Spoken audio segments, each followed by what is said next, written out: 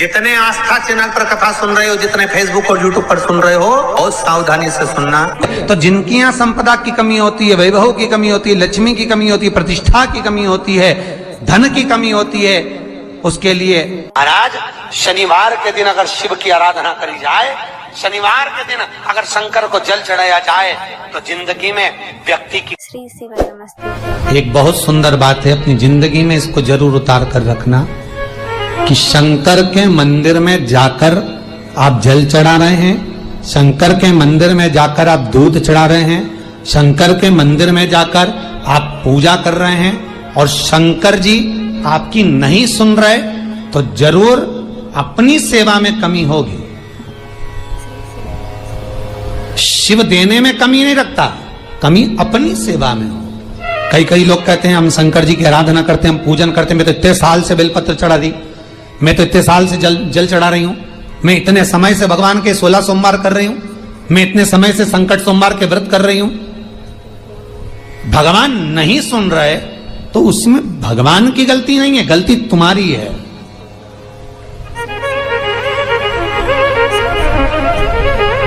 गलती तुम्हारी है।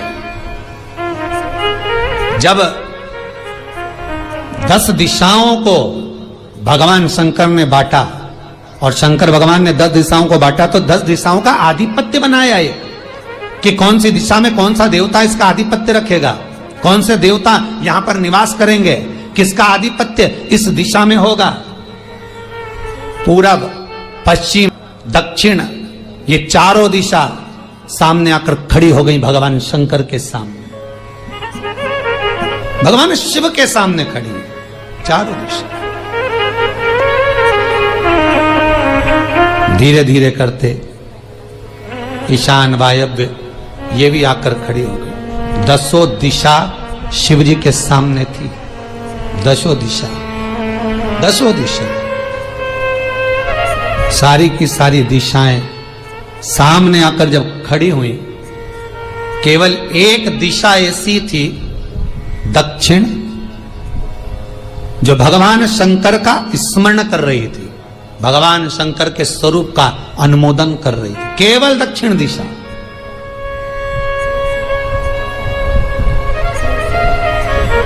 कई लोगों के मन में एक प्रश्न है, जीवन से होगा शायद, और जितने लोग टीवी पर सुन रहे हैं, मोबाइल पर सुन रहे हैं कथा को, यूट्यूब, फेसबुक पर, आपके भी मन में यह प्रश्न आया होगा, कभी जिंदगी में तो आया होगा कि शंकर जी की जलाधारी उत्तर में क्यों होती है। कभी तो जीवन में प्रश्न आया होगा आपके भी कि सब शंकर जी के मंदिर में शंकर जी की जलाधारी उत्तर की क्यों होती है, किस लिए रहती है।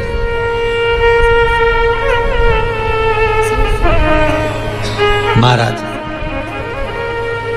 केवल एक दिशा ऐसी है, दक्षिण, जो दिशा भगवान शंकर का गुणगान कर रही है, भगवान शंकर का स्मरण कर रही है। सारी दिशाएं आपस में चर्चा कर रही थी, दक्षिण दिशा शिव की आराधना कर रही थी, शंकर की आराधना।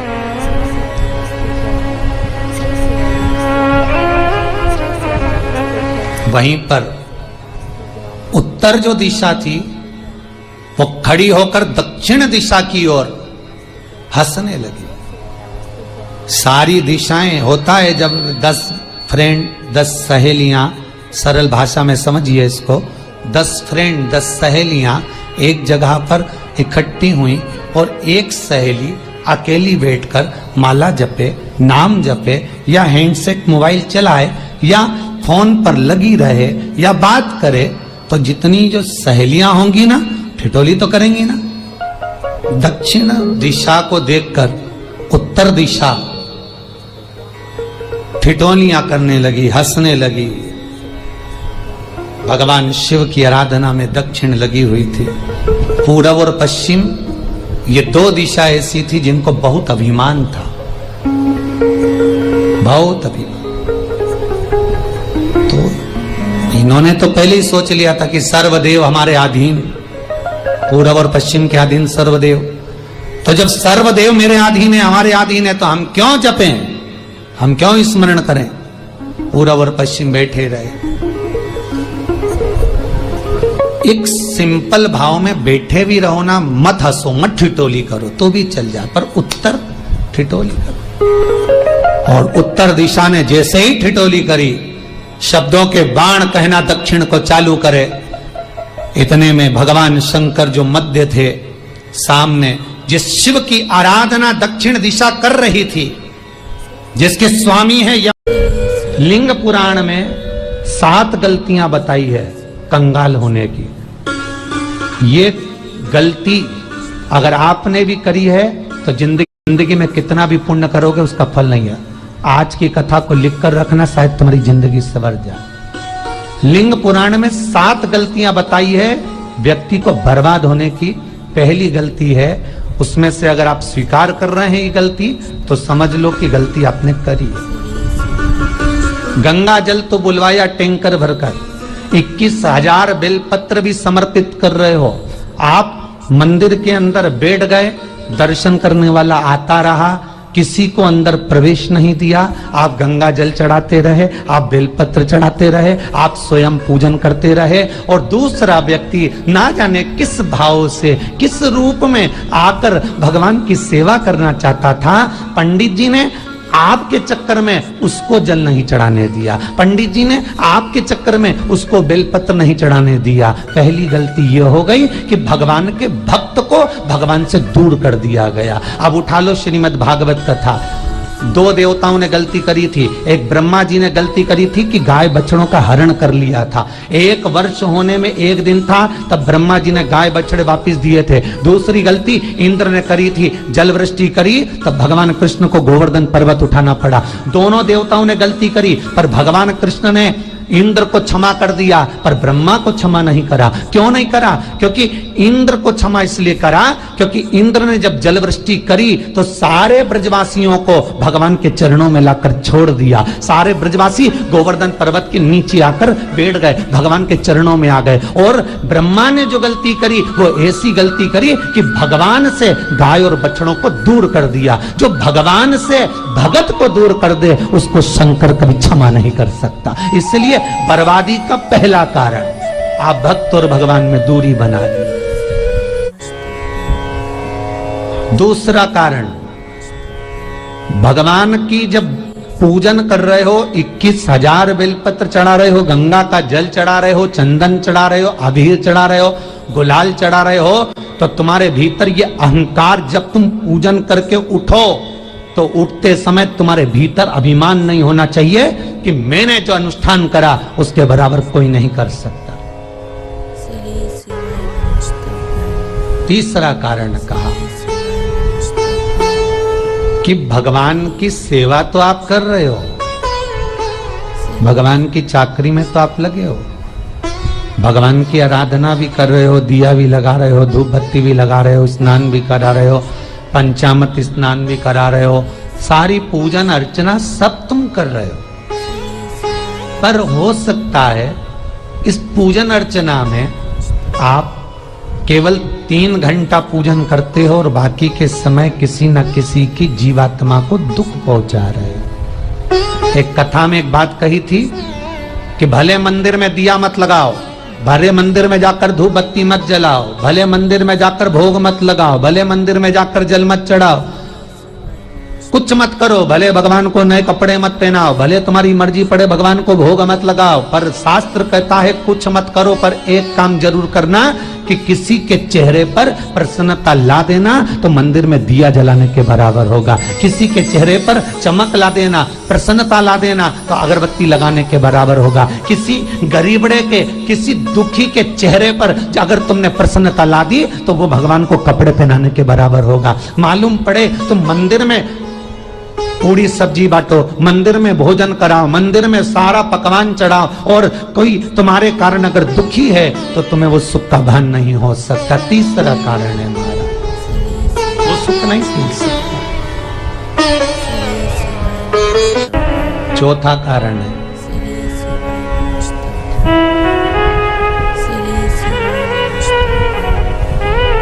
महाराज, जिस मंत्र को पढ़ा जा रहा है, जिस मंत्र का स्मरण किया जा रहा है,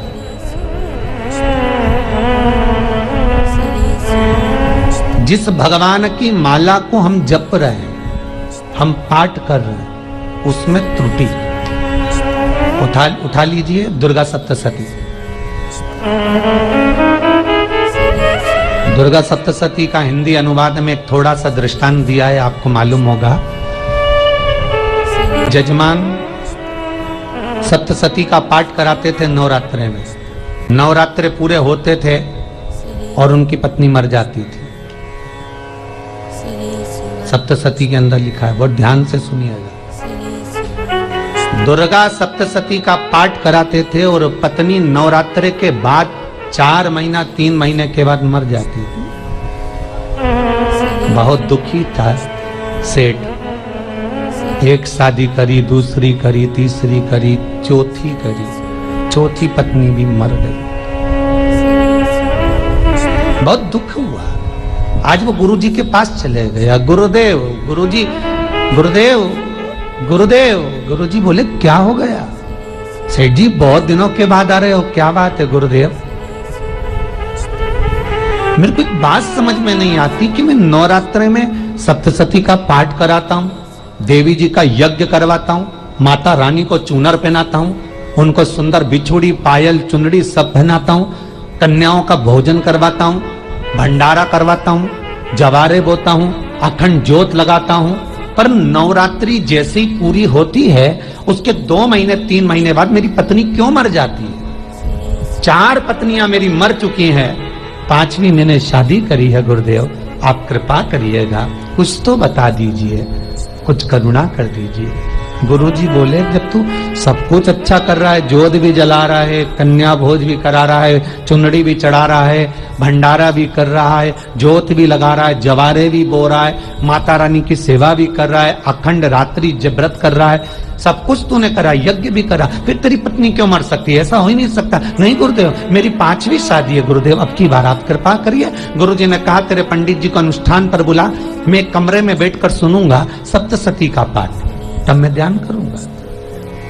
गुरुजी अंदर के कमरे में जाकर बैठ गए, ब्राह्मण पाठ करना प्रारंभ करा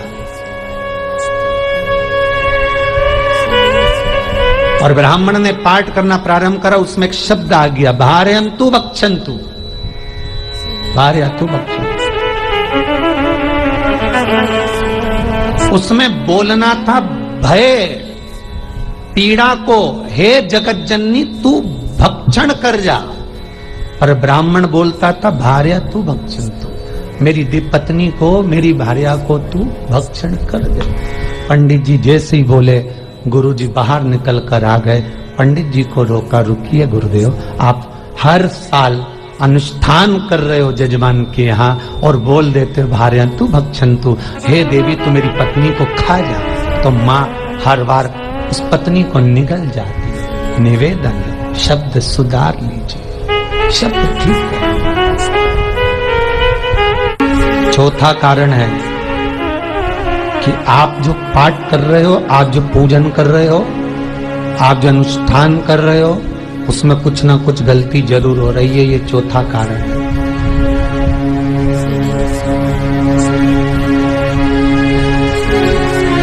एक बार पूरे घर के लोगों को बिठाओ, अपने घर के लोगों को, मम्मी से पूछना मम्मी तुम कौन कौन सा पाठ करती हो? एक बार मम्मी से पूछना, फिर एक बार पापा से पूछना, पापा आप कौन कौन सा पाठ करते हैं सुबह? फिर बहू से पूछना, भाभी आप कौन कौन सा पाठ करती हो? फिर छोटी दुल्हन से पूछना, छोटी दुल्हन तुम कौन कौन सा पाठ करती हो? भैया आप कौन कौन सा पाठ करते हो? आप कौन कौन सा पाठ करते हो? पूछना। जब घर के अंदर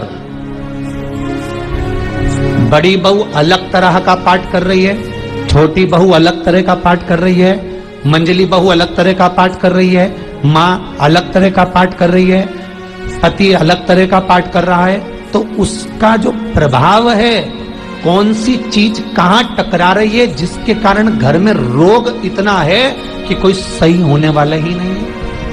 अब तुम कहो कि सीवर वाले गुरुजी ने उपाय बताया, हमने बहुत करा, पर सही क्यों? तो सही क्यों नहीं हो रहा है, उसका कारण है या तो बड़ी बहू जो पाठ कर रही, या सास जो पाठ कर रही, जो पति जो पाठ कर रहा है, नाते जो भी उस घर के अंदर रहकर जो पाठ अर्चना कर रहा है, उसमें जरूर कुछ ना कुछ ऐसा हो रहा है जिसके कारण वो काम नहीं कर पा रहे। उसमें कुछ ना कुछ गलती हो रही है जिसको तुम समझ नहीं पा रहे। तुम अपने आप को बहुत विचार करते हो कि मेरे बराबर कोई नहीं कर सकता, मैं शंकर की भगत, मैं राम की भगत, मैं कृष्ण की भगत, मैं जो करती हूँ बहुत अच्छा करती हूँ, मैंने जो किया बहुत अच्छा करा, पर हो सकता है उसी कारण आपको दुख झेलना पड़ रहा है।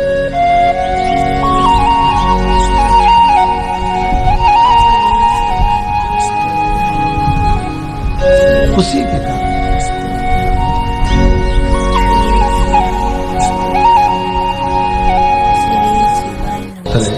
महाराज, हमने जो दान किया, हमने जो पुण्य किया, हमने जो सत्कर्म किया, वो किस जगह पर लगा?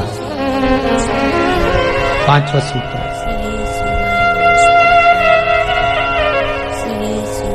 जो आप दान कर रहे हो,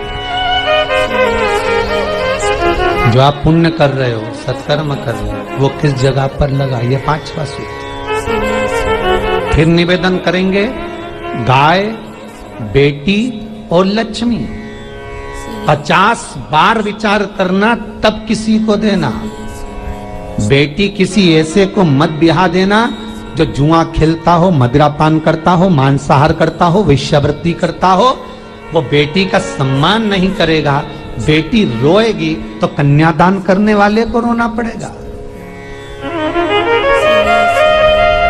दूसरे नंबर पर गौ माता, गाय ऐसे ब्राह्मण को दान मत देना कि ब्राह्मण के घर में खुद रहने की जगह नहीं और गाय को ले जाकर तुमने दे दिया और उस ब्राह्मण ने जब तक दूध दिया बांध कर रखा, एक तगाड़ी बाल्टी साड़ी के चक्कर में ले लिया, सोने के सींग के चक्कर में ले लिया और बाद में वही गाय कसाई के हाथ में बिक गई और कसाई ने काटा तो बद्दुआ तुमको लगी।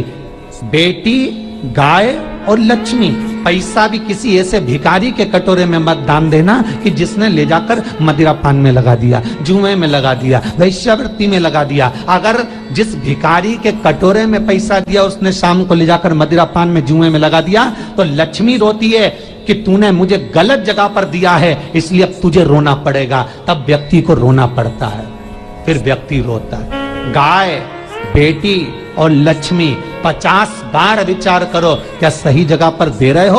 और अच्छी जगह पर दोगे तो संपदा भी बढ़ती है, सुख आता है। अगर बेटी सुखी रहेगी तो मायके के लोग सुखी रहेंगे, गौ माता सुखी रहेगी तो संसार सुखी रहेगा। और आपने जो धन दिया, आपने जो पैसा दिया किसी भिखारी के कटोरे में, अगर उसने गलत जगह पर लगाया तो रोना तुमको पड़ेगा।